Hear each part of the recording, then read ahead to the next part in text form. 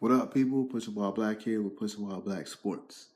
And I'm going to do a vlog about the Bears' first game of the season, even though it was mad late because the Bears played early today. I had a previous engagement I had to go to, so I watched it on DVR and I watched the Cowboys game right after that. Might be doing a Cowboys vlog independent or might have a guest. Don't know. Still working on that. But in any event, I wanted to do the vlog for the Bears today and get it up today. So, real quick, Bears lost 23-17. Glennon played fine. It doesn't matter because we don't have an offense. Like, the defense played fine. Bears have a pass rush.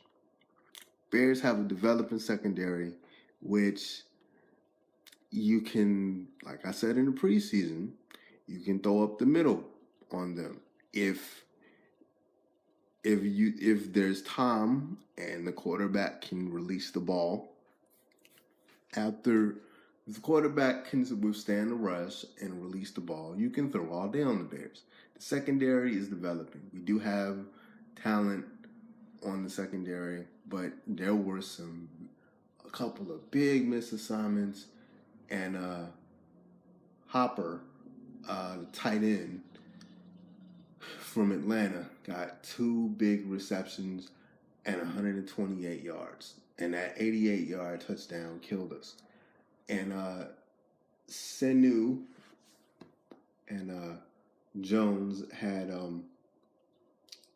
a couple of decent games as well, with 47 and 66 yards respectively.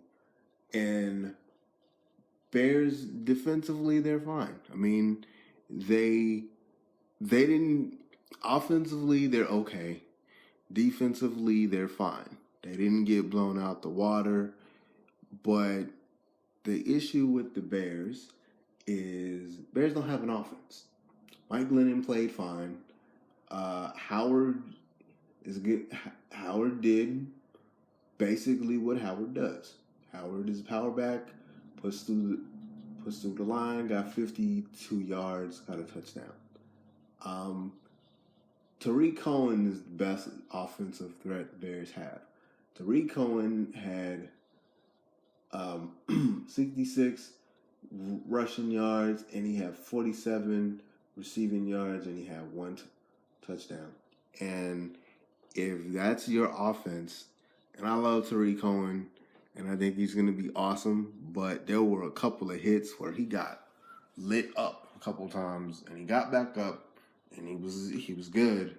But right now, that's your offense, especially when Kevin White appears to have a broken collarbone, and that's not going to be good because Kendall Wright is your best receiver.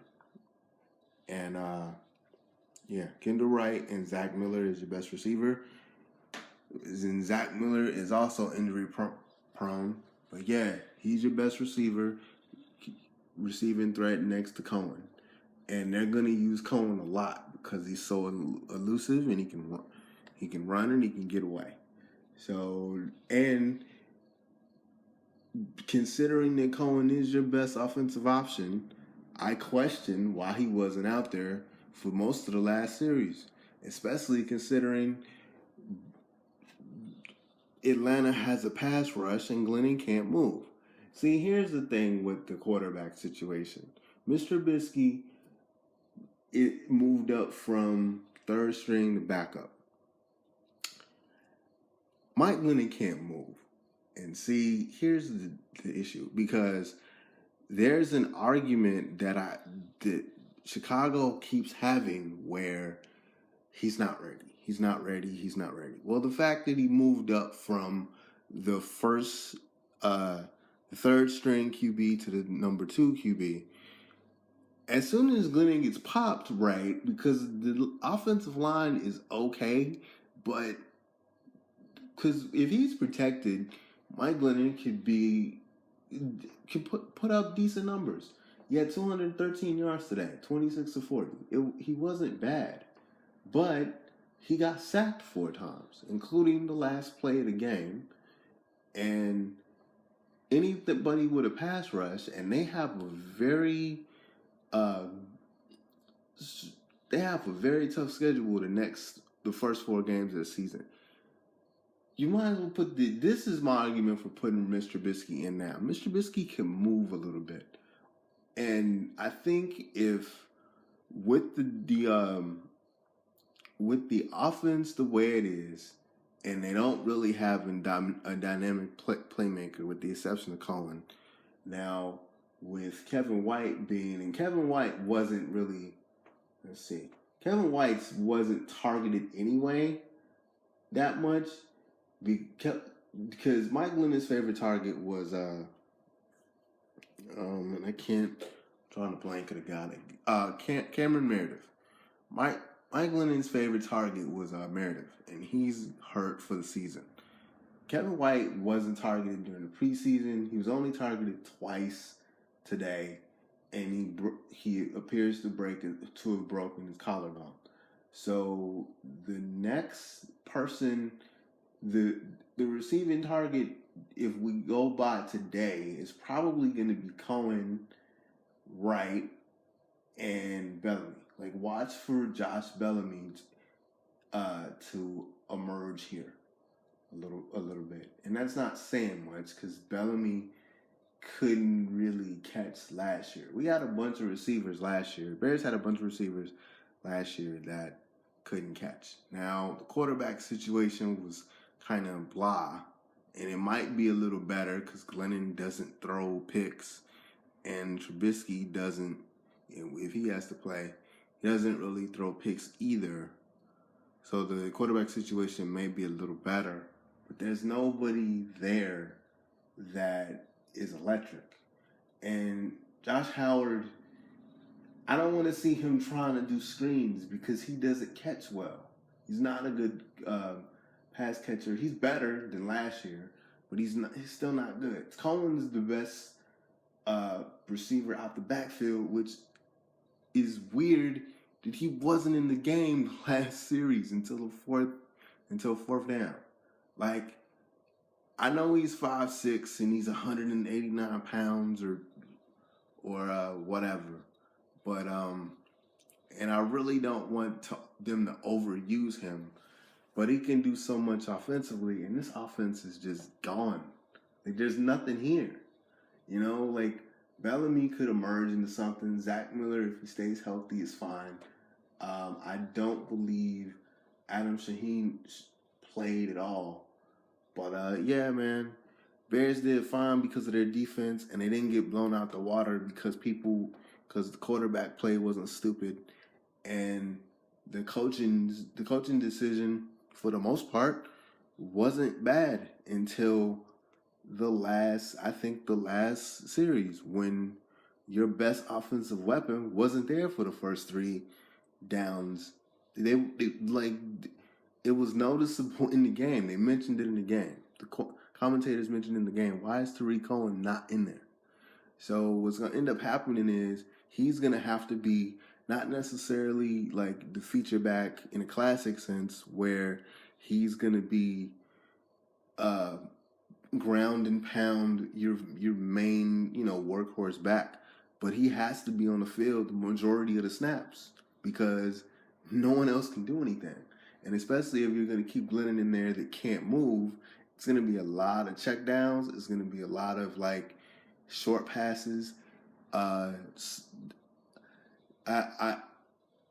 enjoy the fact that the new term for dink and doink offense is small ball. Like, I enjoy that. That's the new term for dink and doink, because that's what this offense is. This offense is dink and doink until somebody emerges into a deep threat, which with this team was an accident, like the Cameron Meredith situation, and it sucks that he's injured, and because he proved himself last season. But it was still bad because it was by accident that he was able to emerge. Somebody's going to have to be able to emerge in this randomness of wide receivers that they have. But anyway, I'm not as worried as it. I don't think the Bears will be bad as everybody says they'll be, which isn't saying much because everybody has them going 2-14 or 3-13. I don't think they're gonna be that. I think they're gonna be 6-10, maybe 7-9, which is still bad. But that defense is good enough to give them to where the defense is good enough, and Mike Glennon is not dumb to where his arm is gonna lose you a game. But his arm isn't gonna win you a game either. His head is, his decision making is, but his arm isn't gonna get you anything. And they really don't have any electricity offensively, with the exception of Tariq Cohen. But they did fine. I'm very impressed that Atlanta didn't blow them out the water, and they were able to keep pace with them. Especially when you got a young defense, which I think is on par with the Bears, if not better, and you have the MVP. So the fact that they were able to keep up with the MVP and the Super Bowl runner-up last year is impressive, and it makes me very happy to be a Bears fan. Although, offensively, man, there is a lot of work to do. But they, all things considered, they did fine. Anyway, y'all, that's it. I'm not sure about the Cowboys situation. I'm going to see if I can get a guest. If not, I will do the Cowboys video tomorrow.